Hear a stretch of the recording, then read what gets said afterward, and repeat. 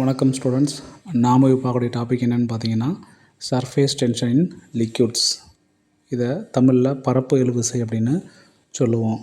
பொதுவாக surface tension அப்படிங்கிறது லிக்யூட்ஸில் சர்ஃபேஸில் உள்ள மாலிக்யூல்ஸ்க்கு இடையே உள்ள டென்சைல் ஃபோர்ஸ்னால் டெவலப் ஆகிறது தான் இந்த சர்ஃபேஸ் டென்ஷன்.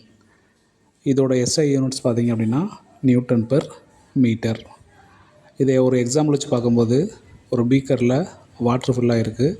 இதில் நாம் 2 மாலிக்யூல்ஸை அப்சர்வ் பண்ணுறோம். ஒன்று பீக்கரில் உள்ள சர்ஃபேஸ் பக்கத்தில் உள்ள மாலிக்யூல், அடுத்து பீக்கரில் உள்ள centre part of the molecule.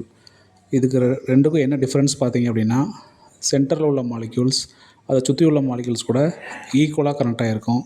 ஆனால் சர்ஃபேஸில் உள்ள மாலிக்யூல் அப்படி இருக்காது. இதனால் சர்ஃபேஸில் உள்ள மாலிக்யூல்ஸ் அதுக்கு பக்கத்தில் உள்ள மாலிக்யூல் கூட ஒரு டென்சைல் ஃபோர்ஸ்னால் என்ன பண்ண ஆகிருக்கும் அப்படின்னா கனெக்ட் ஆகிருக்கும். இதுதான் சர்ஃபேஸ் டென்ஷன். இதனால் ஒரு ஸ்னைடர் வாட்டரோட சர்ஃபேஸில் ஈஸியாக நடந்து போக முடியும்.